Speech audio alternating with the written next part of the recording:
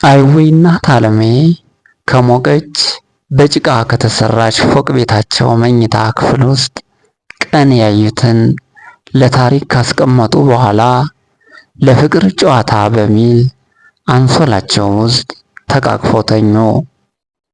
ሌቱ ተዋግዶ የማለዳ ወፎች ጥዑም ዜማ ለስለስ ብሎ መደመጥ ሲጀምር እታለሜ በስልክልክ ነጭ የሌሊት ልብሷ እንደሆነች የአልጋ ክፍላቸውን መስኮት ቦግ ስታደርግ የማለዳ ጀንበር ጣና ባህር ላይ የወደቀች እስክትመስል ድረስ ትፍለቀለቃለች።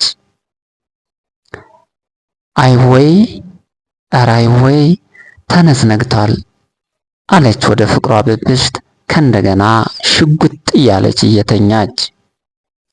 እንቁ አዝላ ቆንዝላ ከተማ ላይ ያደሩት የታሪክ መዛግብትና የባህል አምባሳደር የሆኑት የፍቅር ተምሳሌት አይወይ እናት አለሜ ካደሩበት የፍቅር ጎጆ በማለዳ ተነስተው ተጣጠቡና የቸር አውለን ጸሎታቸውን አድርሰው የተዘጋጀላቸውን የማለዳ ቁርስ ተጎራርሰው በሉና ከእንደገና ፈጣሪያቸውን አመስግነው ወዳሰቡበት ለመሄድ ተዘጋጁ።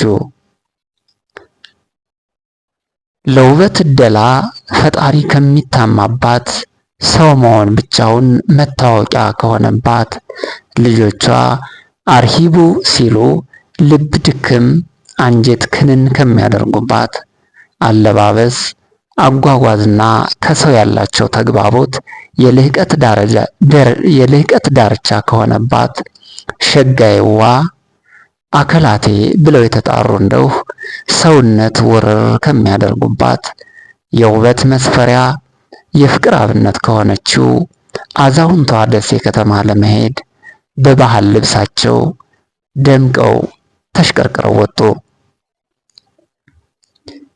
ሀገሬ ብለው በሰየሟት በራሪም ተሽከርካሪም ባጃጅም ሄሊኮፕተርም በሆነች መሳሪያቸው ከእንቁ አዝላ ቁንዝላ ተወንጭፈው ተነሱና ወደ ደሴ ከተማ በጣና ሐይቅ ላይ ተንሳፈፉ።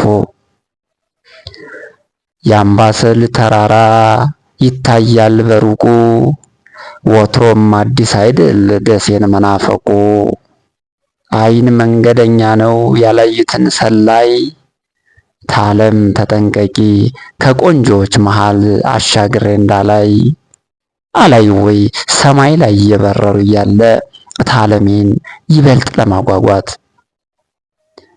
አይ ወይ እንደምን ሽር ከጎኑ የማትለየው ፍቅሩን ይዞ እንደ ማርና ወተት በምትናፍቀው እንደ ውሃ በማትሰለቸው የውበት መለኪያ የቆንጆዎች ምድር የጀግኖች ቀዬ ደሴ ከተማ ደርሰው የተለየ አቀባበል ተደርጎላቸው አስጎብኚ ተመድቦላቸው በባህል ልብሳቸው እየተገማሸሩ ደሴ ከተማን በፍቅር ሲበረብሩ ዋሉ።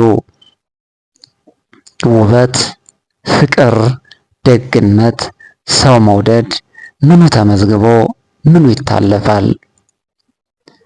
እታለሜ በቁልጭልጭ ውበቷ ላይ በፍታ ቀሚሷን ተጎናጽፋ ስትሽቀረቀር ውለው አመሻሹ ላይ ወደ ተዘጋጀላቸው ማረፊያ ገብተው አረፍ አሉ።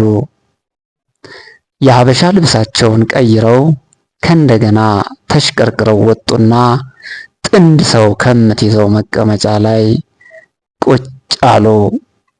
ወዲህ ደግሞ ታዳሚውን አስጎብኚውን እያመሰገኑ በረዥሙ ተነፈሱና እርስ በርስ ተያዩ።